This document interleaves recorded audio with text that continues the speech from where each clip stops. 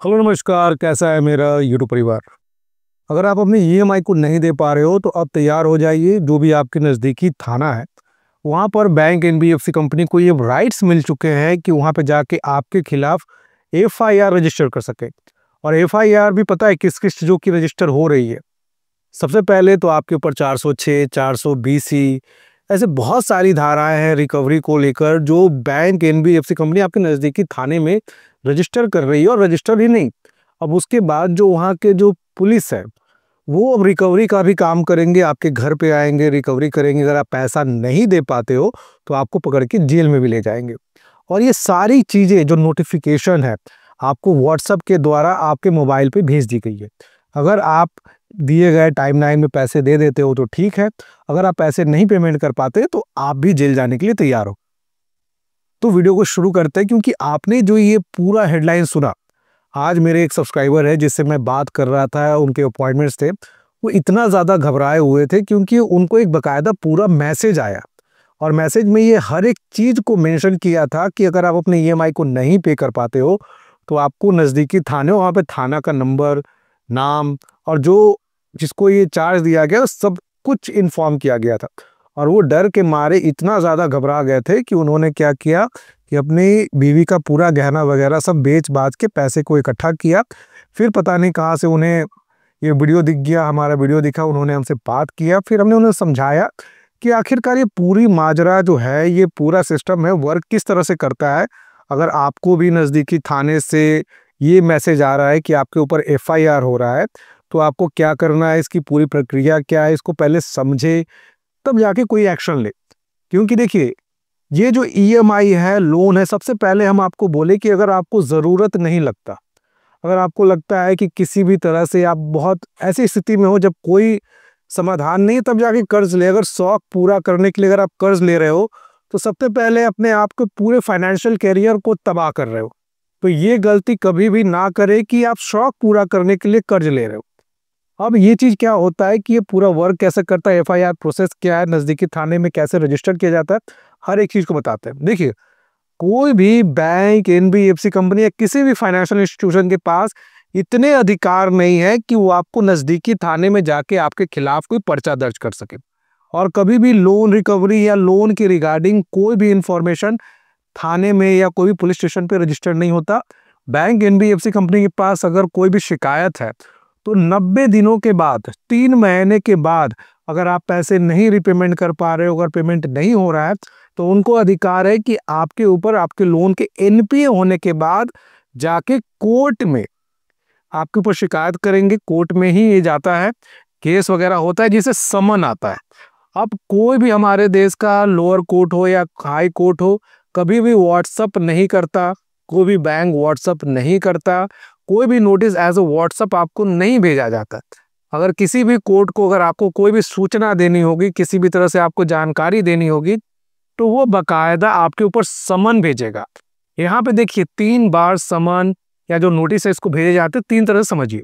सबसे पहले, अगर मान लीजिए आप किसी भी बैंक, एनबीएफसी कंपनी से लोन लेते हो, किसी भी कारणवश आप नहीं दे पाते, तो बैंकों के पास क्या अधिकार होता है? बस 2 चीज के केस होते हैं, पहला 138, दूसरा ईसीएस का।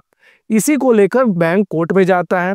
और इसके अलावा कोर्ट का कोई चक्कर ही नहीं है, कोई भी पुलिस को इन्वॉल्व भी नहीं कर सकता, क्योंकि ये मामले कोई स्टेशन में दायर नहीं होते। अगर जितने भी स्टेशन से कॉल आ रहे हैं किसी भी पुलिस कर्मचारी के, ये गुडविल पे है, समझिए।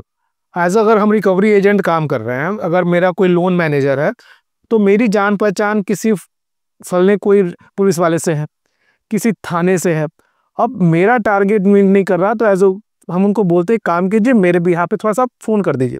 और 99.999% चांसेस क्या होते हैं कि ये देखिए बैठा कैसे जाता है। एक ऑफिस है, ऑफिस में 3-4 रिकवरी एजेंट बैठे हुए हैं, उनका एजेंसी का जो मैनेजर है, वहाँ पे जो लोन मैनेजर है वो भी बैठा हुआ है, सारे लोग बैठे हुए हैं। अब ये क्या कर रहा है, सर ये पैसे नहीं दे रहा। लोन मैनेजर सबसे पहले पुलिस बन के फ़ोन करेगा, वो उसका जो ये एजेंसी का मैनेजर है वो एडवोकेट बन के फ़ोन करेगा, सारे लोग अलग अलग है। अब ये क्या होता है, एक फॉर्म डाउनलोड कर लेते हैं ये लोग, जिसमें सिर्फ नाम वगैरह एडिट करके, बहुत बार तो ये लोग उतने भी नहीं कर पाते क्योंकि जाहिल होते हैं, ये सब करके आपको भेजते हैं कि सर आपका लोन है, ये है। और लोग इसको सीरियसली मानते, कभी भी कोर्ट वगैरह से मैसेज नहीं आता। नंबर होता है तो ये रैंडमली नंबर से आपको करते हैं। और नोटिस वगैरह आज के डेट में मैं आपको बता रहा हूँ, फेक बनाना बहुत बड़ा, ये कोई चक्कर ही नहीं है, बहुत ही आसानी से बनाया जाता है और इसको भेज दिया जाता है। अब इससे क्या होता है कि एक कस्टमर पूरी तरह से पैनिक हो जाता है, और कभी भी सेक्शन 138 का हो या 25A का है, तो इसमें भी सिर्फ 3 बार नोटिस किया जाता है। इस नोटिस को समझ लीजिए, बहुत ही आसान है। इसके बाद किसी भी बैंक, एनबीएफसी कंपनी का आपका हिम्मत नहीं होगा कि आपको परेशान कर सके कि होता क्या है। सबसे पहले जब आप अपने ईएमआईज़ को नहीं रिपेमेंट कर पा रहे हो, तो आपको समन किया जाता है। समन बाय पोस्ट आता है, आपके घर पे आता है, मैसेज वगैरह भी आता है, ये चला गया। अब ये आपके घर पे आया तो उसने आपने रिसीव किया, उसमें एक डेट तारीख लिखा होगा, जाइए सेम डेट पे बेल मिल जाता है, बेल करवा लीजिए, उसके बाद समझौते की प्रक्रिया शुरू है। अगर मान लीजिए आप समन में नहीं जा रहे हो, बैंक ने आपको समन किया, समन के दिन आप नहीं हाजिर हो रहे हो, उसके बाद पहले बेलेबल वारंट आता है, जाइए बेल मिल जाएगा। पर यहाँ पे क्या है कि थोड़ी सी समस्या होती है, वकील की कमाई बढ़ जाती है। अब उसके बाद क्या होता है, अगर आप उसमें भी नहीं जाते तो यहाँ पर बैंक का अपमान नहीं हो रहा है कि आप फलने बैंक से लोन लिए हो, लोन उसका पैसा नहीं दे रहे हो तो आपको समन किया जा रहा है, कुछ नहीं।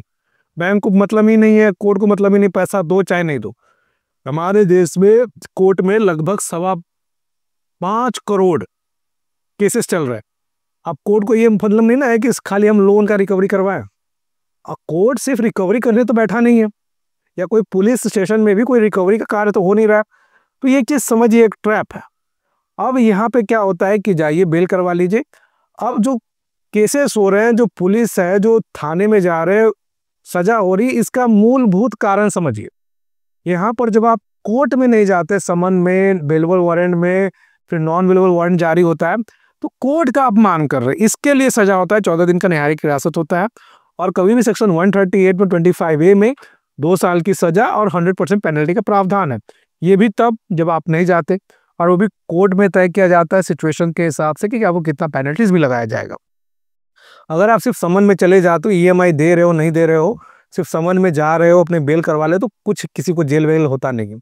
ये देखिए अभी के टाइम पे क्या हुआ है, बैंक और रिकवरी एजेंट पागल हो चुके हैं।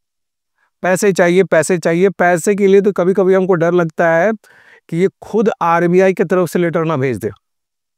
अब ये चीज संभव नहीं है, क्यों, उसका एक बात बताते हैं। आरबीआई ने सभी बैंकों को पैसे दिए। अब ये पैसे इनको, अब इनका सर दर्द है कि ये पैसे जहां बांट रहे, रिकवर हो रहा है कि नहीं हो रहा है। आरबीआई को कोई लेना देना नहीं होता कि तुमने पैसे लगाए, आग लगा दो, हमको कोई मतलब नहीं है। ये तुम्हारा काम है, एक ब्रांच में पैसे गए हैं, पैसे रिकवर होंगे कि नहीं होंगे। तो कोई पुलिस नहीं रिकवरी करता, आरबीआई रिकवरी नहीं करता, ये ब्रांच का काम होता है, और ब्रांच आपको बेवकूफ बनाता है रिकवरी एजेंट के द्वारा।